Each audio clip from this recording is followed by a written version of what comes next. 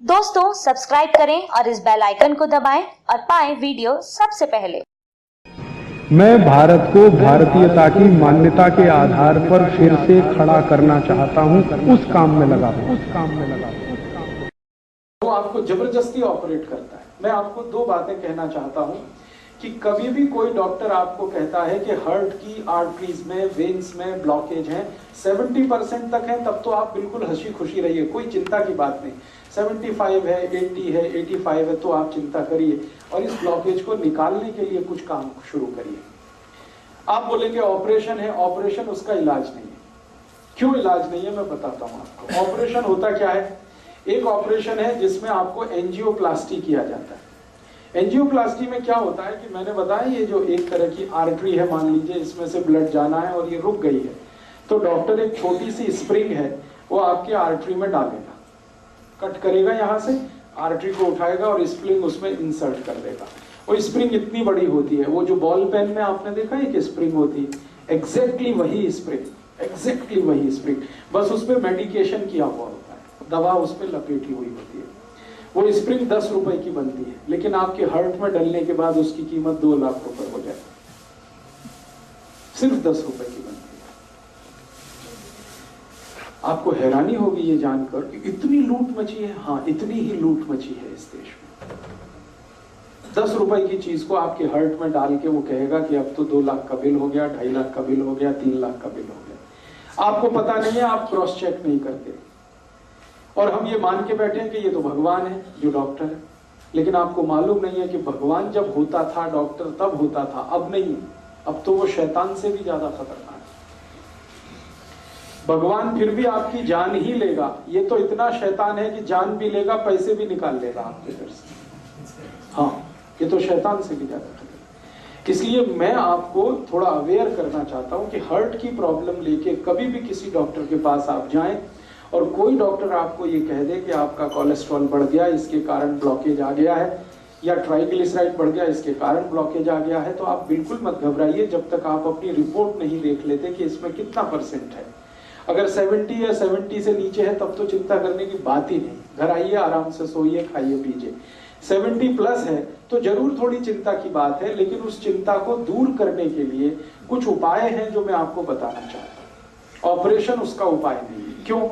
मान लीजिए उसने एक आर्टरी को कट किया और एक स्प्रिंग डाल दिया। स्प्रिंग मैंने कहा इतनी सी है, इतनी सी स्प्रिंग यहां आ गई, ठीक है। अब ये स्प्रिंग डाल दी तो इसमें होगा क्या कि आर्टरी का थोड़ा एक्सपेंशन हो गया, तो खून ज्यादा जाने लगेगा। 1-2 दिन आपको बहुत रिलीफ लगेगा, लेकिन आगे और पीछे जहां स्प्रिंग है ना, उसके आगे और उसके पीछे वहां फिर जमा हो जाएगा क्या?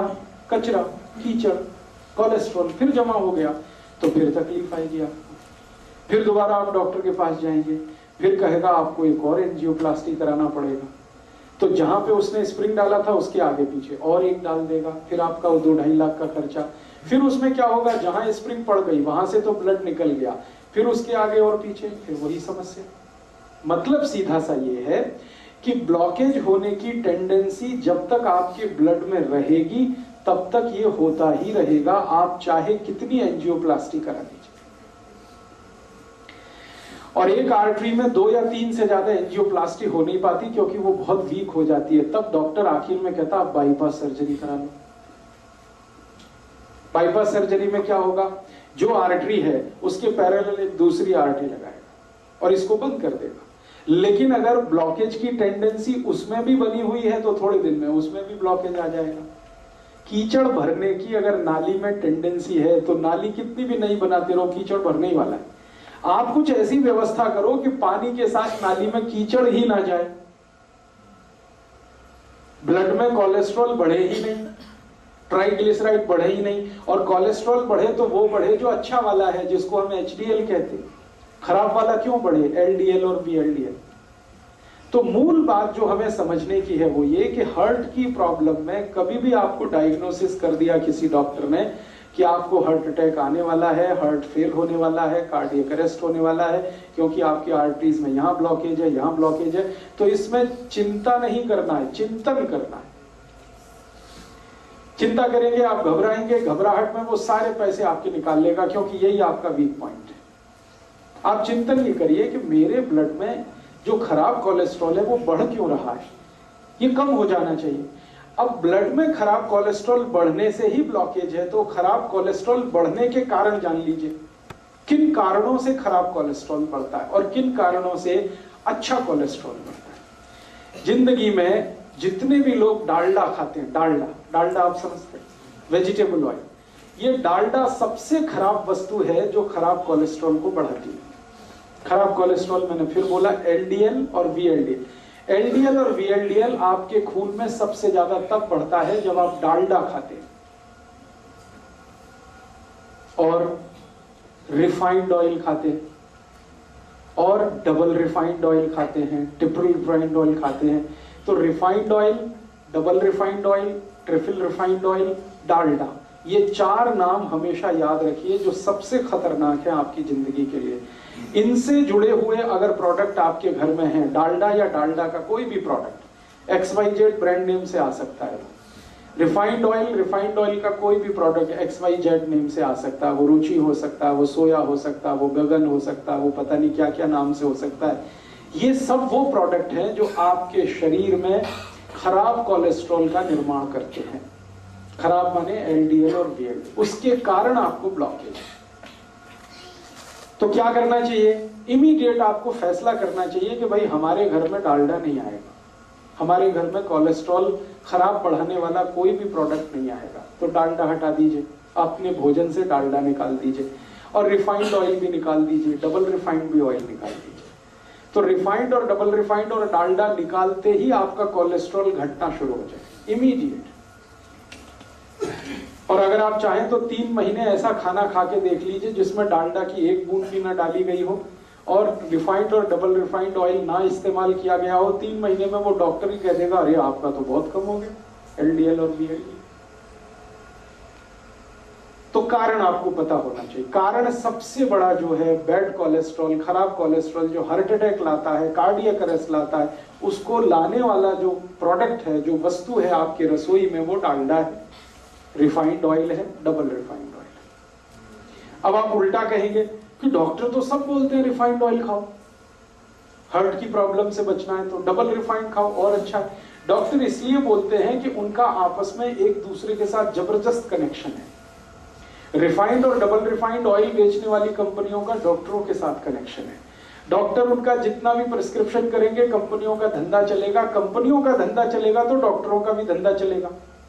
लोग जितना ज्यादा रिफाइंड और डबल रिफाइंड खाएंगे उतना हार्ट अटैक आएगा, उतना हार्ट अटैक आएगा तो डॉक्टरों की भी चांदी है, कंपनियों की भी चांदी है। इसलिए आप विज्ञापन देखकर टेलीविजन पर कभी भी जिंदगी के बारे में फैसला मत करिए। टीवी पर ऐसे ऐसे विज्ञापन आते हैं, कोई पत्नी अपने पति के बारे में बात करती हुई कहती है कि इनको तो ये तकलीफ है तो मैं उसी दिन से सोया वनस्पति ऑयल ले आई, तो ये ऑयल ले आई, तो वो ऑयल ले आई। बस यही खतरनाक, क्योंकि एक भी विज्ञापन सच नहीं होता और सच विज्ञापन करने की उनकी कोई जवाबदारी नहीं है, क्योंकि सरकार ने उनको झूठ बोलने का लाइसेंस दिया। एक भी विज्ञापन सच नहीं होता और सच बात विज्ञापन में बताई नहीं जाती। तो आप टीवी विज्ञापन देखकर कभी भी ये डिसाइड मत करिए कि हमारे घर में क्या लाना है क्या नहीं लाना। वो ऑयल के बारे में है तब तो बहुत कॉशियस नहीं। तो आप जैसे ही डालडा हटाएंगे, जैसे ही ये रिफाइंड और डबल रिफाइंड ऑयल हटाएंगे, 3 महीने आप देशी घी में खाना बना के खा लीजिए, देशी घी, आप देखेंगे आपका कोलेस्ट्रॉल कम होना शुरू हो जाएगा, ट्राइग्लिसराइड कम होना शुरू हो जाएगा। अब ये महत्व की बात है जो आपने कहा वो भी नकली है, तो असली बना लीजिए घर में। दूध आपके पास आता है, दही बना लीजिए, उसमें से मक्खन निकाल लीजिए, मक्खन को गर्म करके घी बना लीजिए, वो आपके घर में ही है। मेरा कहने का मतलब ये है कि आप घी के लिए देशी घी जितना ज्यादा खाएंगे बैड कोलेस्ट्रॉल उतना कम बनेगा, डालडा जितना खाएंगे बैड कोलेस्ट्रॉल उतना ज्यादा बनेगा, रिफाइंड और डबल रिफाइंड खाएंगे और ज्यादा। तो पहली बात अपने जीवन में याद रखिए कि हार्ट से जुड़ी हुई किसी भी प्रॉब्लम में तेल तुरंत बदल दीजिए। फिर आप बोलेंगे अच्छा डालडा छोड़ दिया, तो डालडा छोड़ के घी पे आ जाइए। और घी में मैं आपसे कह चुका हूं कि गाय का हो तो बहुत अच्छा है। गाय का घी जिस पर 12 साल मैंने रिसर्च किया है, 1 ग्राम भी कोलेस्ट्रॉल नहीं बढ़ने देता। गाय के घी में ऐसी तासीर है। हाँ मैं बताता हूँ, 1 मिनट। गाय का घी 12 साल तो मैं रिसर्च कर लिया, हजारों साल हमारे ऋषि मुनियों ने रिसर्च कर लिया। गाय का घी 1 ग्राम भी कोलेस्ट्रॉल किसी का बढ़ने नहीं देता, कितना भी खा लें आप, 1 ग्राम भी नहीं बढ़ने देता। बढ़ने देता है जो घी, वो भैंस का है। तो जिनको हार्ट की प्रॉब्लम है उनको भैंस का घी तो छोड़ ही देना अच्छा है, गाय का घी कहीं से अरेंज करना। अब आप बोलेंगे गाय नहीं है तो गाय लाइए, गौशाला है पटियाला में, वो गौशाला वालों से निवेदन करिए, वो देशी गाय पालेंगे, आपको घी भी देंगे, दूध भी मिलेगा। ये सारी समस्याओं का समाधान हम कर सकते हैं। बात जो मोटी समझने की है वो गाय के घी की है। दूसरी जानकारी कि आपके घर में तेल एकदम शुद्ध लाइए। ये जो रिफाइंड तेल है ना, ये छोड़ दीजिए, शुद्ध तेल लाइए। शुद्ध तेल कैसा? सरसों आपके बाजार में मिलती है, सरसों लेके जाइए, तेल निकालने वाली मशीन को दीजिए कि भाई मेरा तेल निकाल के दो। तो जिस कंडीशन में वो तेल निकाल के देता वही शुद्ध है। ज्यादा से ज्यादा उसको फिल्टर करा लीजिए। एक फिल्टर्ड ऑयल आता है और एक रिफाइंड ऑयल आता है। रिफाइंड ऑयल गलती से भी मत लाइए, फिल्टर्ड लाइए। फिल्टर माने छान के, बस इतना ही है, उसमें कुछ केमिकल मिक्सिंग नहीं है। तो आप फिल्टर ऑयल लाएंगे, सरसों का लाएं तो, नारियल का लाएं तो, मूंगफली का लाएं तो, तिल का लाएं तो, जो तेल आप खाते हैं। वैसे आपके लिए सबसे अच्छा तेल सरसों का ही है, क्योंकि हम नॉर्थ बेल्ट में जितने भी लोग रहते हैं सबके लिए सरसों बहुत अच्छी है। तो सरसों का तेल तो सबसे ही अच्छा है, लेकिन कोई लोग ऐसे भी हैं जो नारियल का तेल खाते हो या मूंगफली का खाते हो या तिल का खाते हो, उनके लिए भी मेरा यही रिक्वेस्ट है कि शुद्ध तेल लाइए। नारियल का लाएं तो, तिल का लाएं तो, मूंगफली का लाएं। तो आप कहेंगे वो बहुत गाढ़ा होता है। मैं आपको एक जीवन का ऐसा सच बताना चाहता हूं जो डॉक्टर जानता है लेकिन वो बताता है। तेल जितना गाढ़ा होगा उतना अच्छा, दूध जितना पतला होगा उतना अच्छा।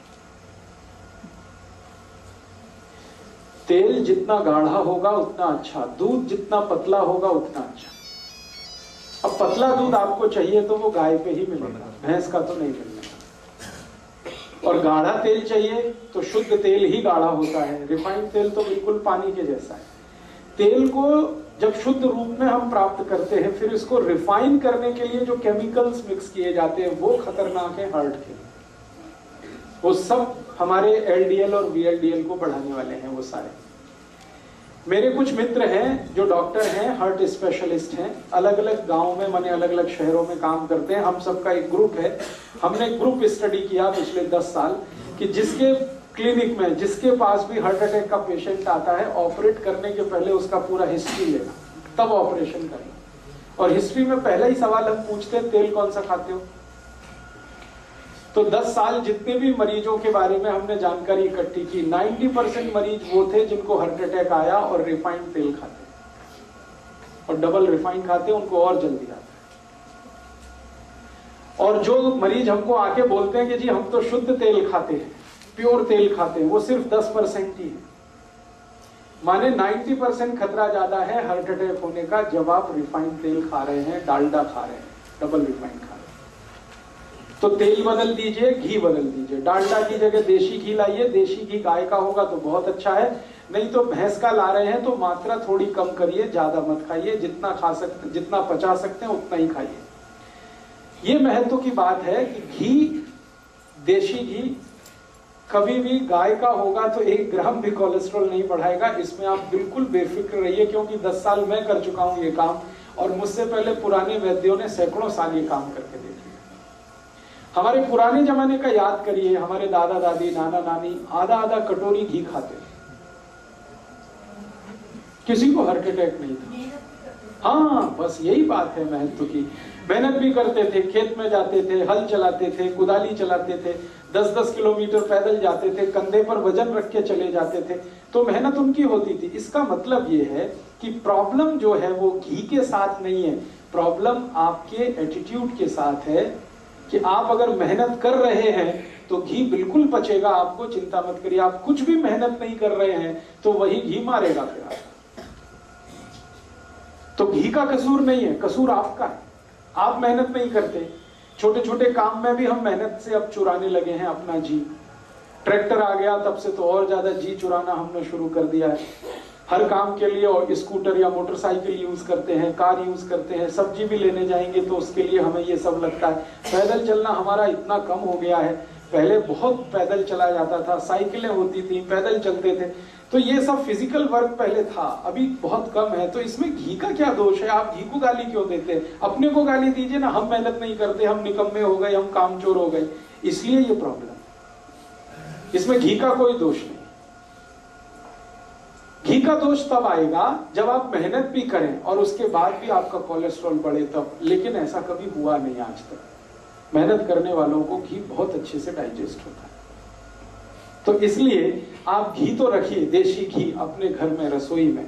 डालडा निकालिए, रिफाइंड और डबल रिफाइंड हटाइए, तो तुरंत आपका कोलेस्ट्रॉल घटना शुरू हो जाएगा। दूसरी एक जानकारी मैं कल दे चुका हूं, आपको रिपीट कर रहा हूं, जैसे ही नमक बदल देंगे आपका कोलेस्ट्रॉल कम हो जाएगा। नमक कल मैंने बताया, समुद्री नमक छोड़कर आप सीधा नमक पे आ जाएंगे, काले नमक पे आ जाएंगे, कोलेस्ट्रॉल अपने आप गिरने लगेगा, ट्राइग्लिसराइड गिरने लगेगा। तो ये दूसरी बात याद रखिए। और तीसरी बात ये याद रखिए कि जितनी ज्यादा छिलके वाली दाल और छिलके वाली सब्जियां खाएंगे उतना ही कोलेस्ट्रॉल आपका घटता चला जाएगा। छिलके वाली दाल और छिलके वाली सब्जियां, जैसे लौकी है, तोरई है, टिंडा है, कद्दू है, करेला है, इन सब सब्जियों में हम छिलका उतारते हैं। ये मत उतारिए, छिलका उतारना बंद कर दीजिए, क्योंकि सब्जियों का सबसे ज्यादा प्रोटीन छिलके में है और फाइबर भी छिलके में। तो आप छिलके वाली सब्जियां खाइए। जिनको भी हार्ट की प्रॉब्लम है, ये सब बात उनके लिए हो रही है, सब के सब छिलके वाली सब्जियां खाएं। आलू भी छिलके के साथ खाएं तो अच्छा है, आलू का भी छिलका ना होता है। तो आप कहेंगे फिर स्वाद नहीं लगेगा, लगेगा। आलू को उबालें और उबालकर सब्जी में डालें, छिलका ना उतारें तो भी स्वाद लगेगा। तो आलू है, गोभी है, पत्ता गोभी है, या तो पत्ता गोभी और गोभी का जो छिलका समझते हैं, वो जो डंठल होते हैं, छोटे छोटे पीस काट के आपकी सब्जी में रखिए, उनको बहुत काम की चीज है। जो आप निकाल देते हैं वो बहुत काम की चीज है। करेले का छिलका कभी मत उतारिए, लौकी का मत उतारिए, तोरई का मत उतारिए, कद्दू का मत उतारिए। ज्यादातर सब्जियां छिलके वाली खाना शुरू कर दीजिए, कोलेस्ट्रॉल अपने आप घटने लगेगा, खराब होगा। हाँ, मैं आपको वो भी बता दूंगा, आप उसकी चिंता मत करिए। छिलके वाली सब्जियां भरपूर खानी है, छिलके वाली दालें खानी है। मूंग की दाल खानी है तो छिलके वाली, उड़द की दाल खानी है तो छिलके वाली, माँ की दाल खानी है तो उस पर छिलका रहे, अरहर की दाल में छिलका, माने बिना पॉलिश की हुई दाल छिलके वाली। और चावल भी आप खाइए, वो भी छिलके वाला। चावल एक आता है छिलके वाला, एक बिना छिलके वाला। जो छिलके वाला चावल है वो रेड कलर का होता है, हल्के से लाल रंग का होता है, उस पर पॉलिश नहीं होती। तो बिना पॉलिश किया हुआ चावल खाइए, बिना पॉलिश की हुई दाल खाइए। हाँ, पकेगा। कैसे पकेगा, तरीका मैं बता देता हूँ। हाँ, ब्राउन राइस जिसको आप कहते हैं, वो छिलके सहित होता है, इसलिए ब्राउन है। वो बहुत अच्छे से पकता है। कैसे पकता है? चावल को पकाते समय थोड़ा 2 बूंद घी डाल दीजिए, बहुत अच्छे से पकता है, बहुत अच्छे से पकता है। या चावल पकाते समय थोड़ा नींबू निचोड़ दीजिए उसमें, बहुत अच्छे से पकता है। एक एक दाना उसका खिला अलग रहता है। तो छिलके वाला चावल, छिलके वाली दालें, छिलके वाली सब्जियां, ये सब खाना है हर उस मरीज को जिसको कोलेस्ट्रॉल बढ़ा है, हार्ट के अटैक आने की संभावना है, या आर्टरीज और वेन्स में कचरा जमा हो गया। 3 बातें हुई। चौथी बात और एक जानकारी दे दूं कि जो रोटी आप खा रहे हैं, रोटी मोटे अनाज की खाइए। जितना मोटा अनाज उतना ही हार्ट के लिए अच्छा। जैसे मक्की है, बहुत अच्छी है हार्ट के लिए। बाजरी है, बहुत अच्छी है हार्ट के लिए। ज्वारी है, बहुत अच्छी है हार्ट के लिए। गेहूं उतना अच्छा नहीं है हार्ट के लिए। अगर गेहूं खाना ही है तो अकेला गेहूं मत खाइए, उसमें मिक्स करिए। क्या मिक्स करें? थोड़ा चना मिक्स कर दीजिए, थोड़ा सोयाबीन, थोड़ी ज्वारी, ऐसी चीजें मिक्स करिए जो मोटे अनाज में आती है। फिर उसकी रोटी बनाइए, मिस्सी रोटी कहते हैं या क्या रोटी कहते हैं, मिस्सी रोटी, यस, वो खाइए आप। गेहूं की रोटी कभी भी मत खाएं, ना खाएं वो सभी पेशेंट जिनको हार्ट की प्रॉब्लम है। मिस्सी रोटी खाएं, मोटी रोटी खाएं। और जब गेहूं आप पीसने के लिए लेके जाते हैं चक्की पर, और गेहूं के साथ बहुत सारी चीजें, तो उसको बोल करके मेरा आटा मोटा पीसो, बारीक मत पीसो। और बिना रोले तो हाँ, मेरा आटा मोटा पीसो, बारीक मत पीसो। और वो आटा घर में लाके कभी भी छलनी से छानना नहीं, क्योंकि उसकी जो चोकर आपने निकाल दी वही आपके हार्ट को बचाने वाली है। जो ऊपर के छिलके हैं, जो चोकर है, वही आपके खून को पतला करती है। तो इसलिए इस तरह से आप अपने लाइफ को थोड़ा एडजस्ट करिए। अगर हार्ट की प्रॉब्लम, अगर आपने ये सब शुरू कर दिया और थोड़ी 2-3 चीजें और अगर कर सकें तो बहुत अच्छा है। शाम को मैंने कहा खाने के बाद कम से कम 1000 कदम पैदल चलना, आपको वॉकिंग करना शाम को बहुत जरूरी है। दोपहर के खाने के बाद आराम करना बहुत जरूरी है, थोड़ा वज्रासन में बैठना बहुत जरूरी है। ये सब करते हुए अगर आपने अपने आप को ढाल दिया तो मैं आपको स्टाम्प पेपर पे लिख के देता हूं, जिंदगी में कभी भी हार्ट अटैक नहीं आएगा, कितना भी कोलेस्ट्रॉल बढ़ा हुआ रहने दो। और लगातार आप इस हैबिट में आ जाएंगे जो मैं बता रहा हूं, तो आपका 6-8 महीने में कोलेस्ट्रॉल अपने आप ही खत्म हो जाएगा। आप हैरान हो जाएंगे कैसे हो गया। आपने फूड हैबिट्स थोड़ी सी चेंज की, वो हो गया। जो खराब कोलेस्ट्रॉल बढ़ाने वाली चीजें हैं वो हटाते गए, और जो अच्छा कोलेस्ट्रॉल बढ़ाने वाली चीजें हैं उनको बढ़ाते गए, आप ठीक हो गए। तो बिना मेडिसिन के, बिना ट्रीटमेंट के, बिना ऑपरेशन के आप अपने हार्ट की प्रॉब्लम को ऐसे ठीक करें।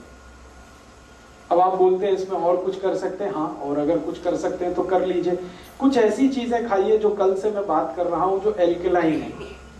सारी एल्कलाइन चीजें खून को गाढ़ा होने से बचाती हैं और पतला बनाती हैं। तो आप बोलेंगे क्या खाएं, बहुत सारी चीजें हैं हमारे आसपास।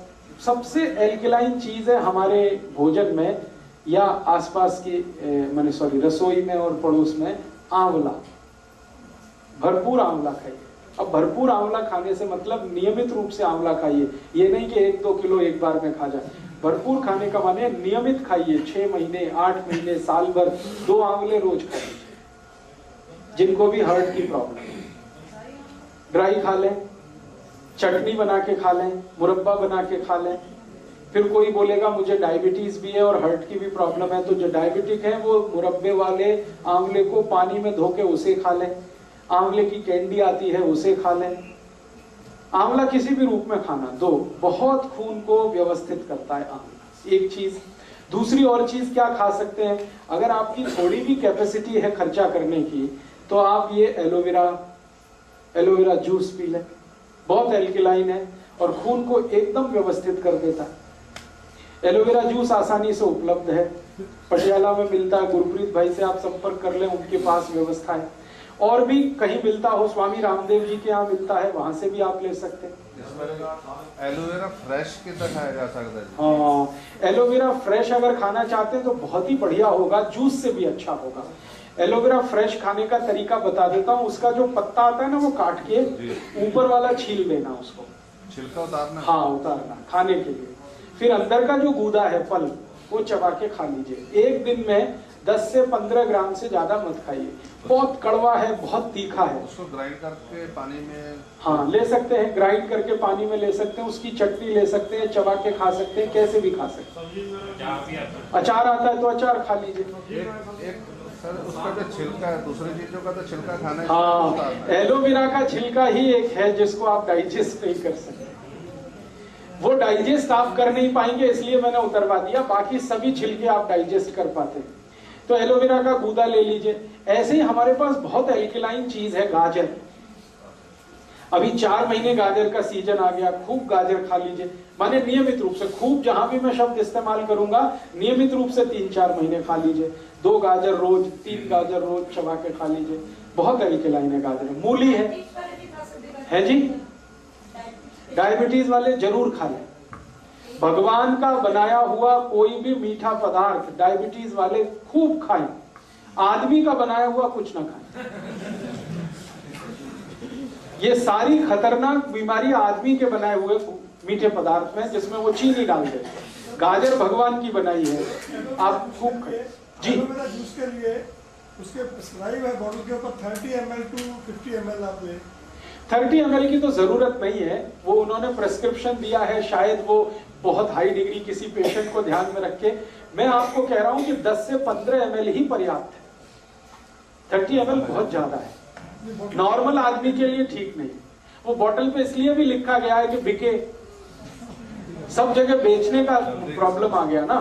तो आपको तो मैं बता रहा हूं उस हिसाब से कि न्यूनतम दवा लेके या बिना किसी दवा के आप अपनी जिंदगी को कैसे मैनेज कर सकते। तो एल्कलाइन चीजें हैं, गाजर है, आंवला है, टमाटर है, पत्ता गोभी है, फिर बंद गोभी है, फिर ये आपके पास मूली है, फिर चौलाई है, फिर सरसों है जो आजकल साग के रूप में, ये सब एल्कलाइन है, सब हार्ट के लिए टॉनिक है ये सब। तो इन चीजों का इस्तेमाल करते हुए भोजन में देशी घी या तो शुद्ध तेल का इस्तेमाल करते हुए, नमक बदलते हुए आप चल पड़िए जिंदगी के रास्ते पर। एक बार अगर अटैक आ चुका है पुराने किसी समय में, दोबारा कभी नहीं आएगा। और जो भी ब्लॉकेज है वो बिना किसी दवा के अपने आप ही निकल जाएगा, क्योंकि बॉडी में ब्लॉकेज बनाने की टेंडेंसी है तो निकालने की भी टेंडेंसी है।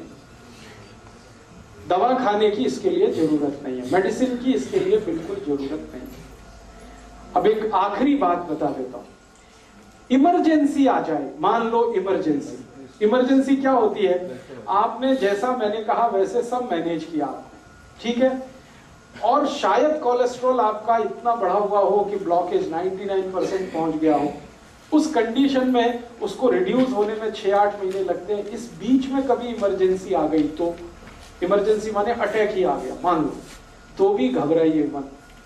मैं आपको एक जानकारी देना चाहता हूं कि 99% पेशेंट में ऑटोमेटिक बाईपास होता है। भगवान ने ऐसी व्यवस्था बनाई है शरीर में, ऑटोमेटिक बाईपास होता है, डॉक्टर नहीं करता, खुद ही होता है। कैसे होता है? मान लो मैं थोड़ी देर फिर पुरानी बात पे आता हूं, ये एक आर्टरी है, ये पूरी तरह से बंद हो गई, अब इसमें से ब्लड सप्लाई नहीं हो रहा है, तो ये जो बंद हो गई ना, इसके पैरेलल एक खुली हुई आर्टरी रहती है हमेशा। हर एक आर्टरी के पैरेलल एक दूसरी है, हर एक वेन्स के पैरेलल एक दूसरी वेन है। वो उसी समय के लिए भगवान ने दे रखी है कि ये बंद हो जाए तो दूसरी अपने आप खुल जाएगी, ऑटोमेटिक बाईपास हो जाएगी। इसलिए घबराइए मत, डरिए, भगवान ने बहुत सुरक्षा बनाई है आपके लिए। अब जान के रखिए इस बात को कि हो सकता है ऑटोमेटिक बाईपास हो जाए और आप डॉक्टर के यहाँ एडमिट हो, डॉक्टर को भी मालूम है कि इनका बाईपास हो चुका है, फिर भी वो कहेगा कि आपको तो बाईपास करना है, तो वो यहाँ से काट के फिर सिल देगा और कहेगा मैंने बाईपास कर दिया, मुझे पैसे दे दो। और हो सकता है उसने कुछ नहीं किया हो, क्योंकि बाईपास तो ऑटोमेटिक हो चुका है। ये सभी के शरीर में होता है, हर एक व्यक्ति के शरीर में होता है। हृदय की व्यवस्था ऐसी भगवान ने बनाई है। तो ऑटोमेटिक बाईपास 99% केसेस में होता है। 1% केस में नहीं हो पाता जब हार्ट फेल हो जाता है, उसी समय नहीं हो पाता, बाकी तो अटैक में तो होता ही है। इसलिए वहां भी ऑपरेशन की जरूरत नहीं है। हाँ, एक चीज जरूर ध्यान रखिए कि मान लीजिए इमरजेंसी है, आपको बहुत तेज पेन हो रहा है एंजाइना का, माने अटैक का, रात के 2:30-3 बजे के आसपास ही ये आता है। क्यों आता है वो जानना बहुत इंटरेस्टिंग है। शरीर के जितने ऑर्गन्स है ना, इंटरनल ऑर्गन्स, हार्ट है, किडनी है, लीवर है, इन सब का वर्किंग जो काम करने का एक खास समय है। एक खास समय पर हार्ट बहुत ज्यादा काम करता है, एक खास समय पर किडनी ज्यादा काम करती है, एक खास समय पर लीवर ज्यादा काम करता है। उसकी मैंने लिस्ट दी है, बाहर एक किताब है, 2 किताबों में ये लिस्ट है पूरी। आपका स्वास्थ्य आपके हाथ और अहिंसात्मक चिकित्सा, 2 किताबों में हर एक ऑर्गन का टाइम पीरियड मैंने दिया हुआ है कैलकुलेट करके कि ये हार्ट है, इसके काम करने का समय ही है 2:30 बजे से 4:30 बजे तक, ये ज्यादा काम करता है। बाकी समय काम नहीं करता ऐसा नहीं है, कम करता है। इसी तरह किडनी का समय है, इसी तरह लीवर का समय। तो जब ज्यादा काम करने का समय है हार्ट का, अटैक उसी समय आएगा। तो ज्यादातर अटैक 99% सुबह 2:30 बजे से 4:30 बजे के बीच में ही आते हैं। उस समय के लिए क्या करें? बहुत तेज पेन होगा, बहुत तेज तकलीफ आएगी, तो मैं आपको एक दवा का नाम बताता हूं, वो सब नोट करके रखें। ये रामबाण दवा है, बहुत सस्ती आती है, होम्योपैथी की दुकान में ये मिलेगी। इस दवा को आप इस्तेमाल करें जैसे सॉर्बिट्रेट इस्तेमाल करते हैं। सॉर्बिट्रेट के बारे में आप जानते हैं, गोली है जो जीभ के नीचे डॉक्टर कहता है रख लो, ये एक दवा ऐसी ही है होम्योपैथी में, वो बिल्कुल ऐसे ही काम करती है, आपको मरने से तो बचा ही लेगी। उस दवा का नाम है एकोनाइट, ACONITE,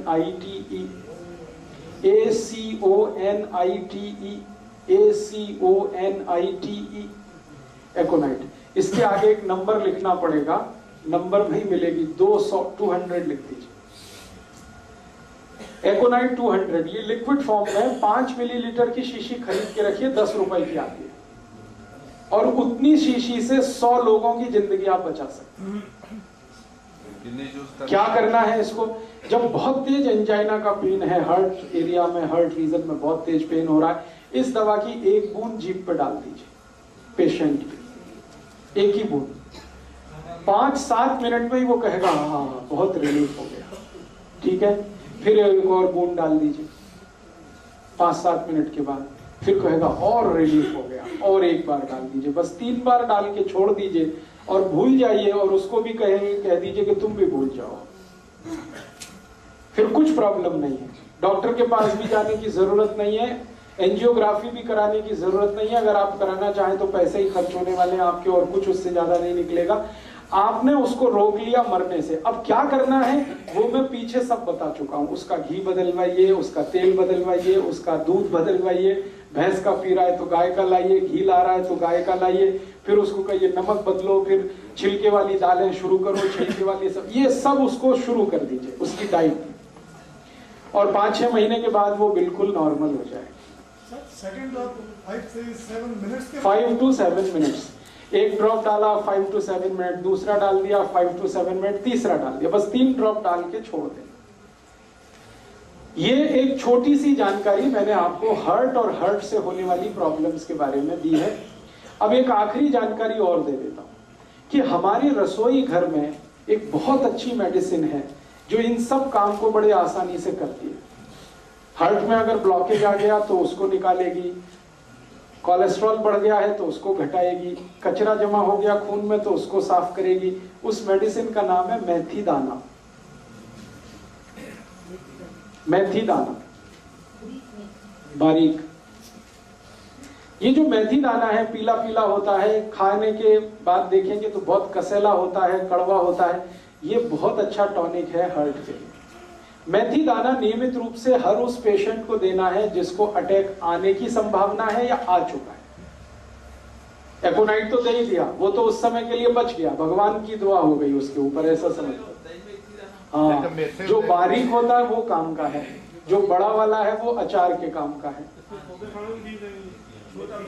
छोटा मेथी दाना वही काम का है। अब इसको खाना कैसे है, हर उस पेशेंट को ये देना पड़ेगा जिसको ब्लड में कोलेस्ट्रॉल ज्यादा है, ट्राइग्लिसराइड ज्यादा है, कचरा जमा हो गया, कीचड़ भर गया, उसको साफ करने के लिए 1 चम्मच छोटा वाला मेथी दाना 1 गिलास गर्म पानी में रात को रखना, रात भर उस पानी को रखना, सवेरे वो पानी सिप सिप करके पीना, क्योंकि पानी पीने का नियम जो बताया वो ध्यान रखना, और मेथी दाना चबा के खाना, बस इतना सा काम करना। नहीं, बिल्कुल नहीं।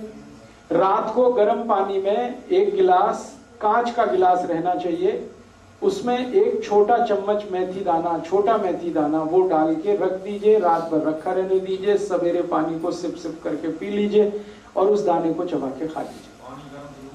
हाँ, डालते समय पानी गर्म जरूरी है। दोबारा पीते वक्त पानी गर्म करने की जरूरत नहीं, क्योंकि वो मेथी से ही बहुत गर्म हो चुका है, तासीर बदल जाती है उस पानी की, रंग बदल जाता है, आप देखेंगे पानी पीला हो जाएगा। लगभग 3 से 4 महीने लगातार, 90 से 120 दिन लगातार।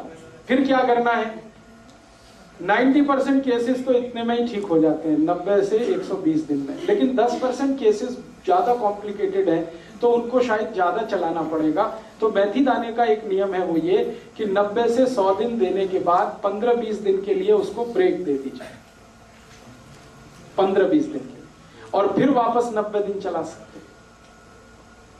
तो 2 बार से ज्यादा शायद रिपीट मैंने आज तक किसी पेशेंट को नहीं किया, 2 रिपीटिशन में ही सब क्लियर कर देता। अब मेथी दाने में कुछ ऐसे केमिकल्स हैं जो खून को बहुत अच्छे से साफ करते हैं, साफ माने खून में जो कीचड़ वाला हिस्सा है, बैड कोलेस्ट्रॉल, वो सब खत्म कर देते हैं मेथी दाने के केमिकल्स।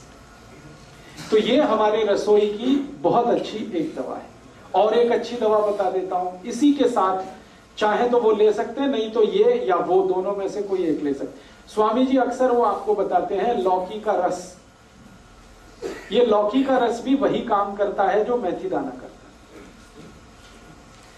लौकी का रस आप जानते हैं, छिलका नहीं उतारना, लौकी के छोटे टुकड़े करके कद्दूकस में पीस के उसमें या मिक्सर में पीस के रस निकाल लेना। उस रस में तुलसी पत्ता, धनिया पत्ता और पुदीना पत्ता, ये कम से कम 5 से 10 तीनों, 5 पत्ते धनिया, 5 पत्ता पुदीना, 5 पत्ता तुलसी, या 10 पत्ते धनिया, 10 पत्ता पुदीना, 10 पत्ते तुलसी, ये तीनों मिक्स करके चटनी बना के, चटनी माने उसमें कुछ मिलाना नहीं, खाली पीसना, पीस के उसको रस में मिलाना, लौकी के रस में।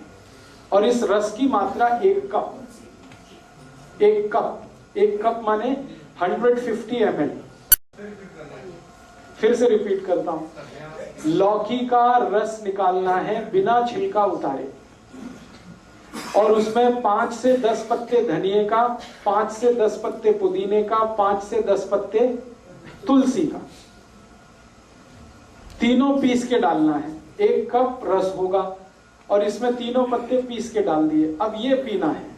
इसको सबसे अच्छा पीने का समय है सवेरे खाली पेट, और अगर सवेरे खाली पेट कोई नहीं पी पाता, कारण कुछ भी हो उसका, तो दोपहर को खाने के बाद तो जरूर लेना है, शाम को ये नहीं ले सकते। सवेरे तो खाली पेट पानी भी पीना जी, हाँ। चਿਰ बाद तो पानी पीने के लगभग 40 मिनट बाद, 40 से 45। एलोवेरा का जूस भी है जो बनाना घर में, वो भी हाँ, उसमें और 40 मिनट जोड़ दीजिए।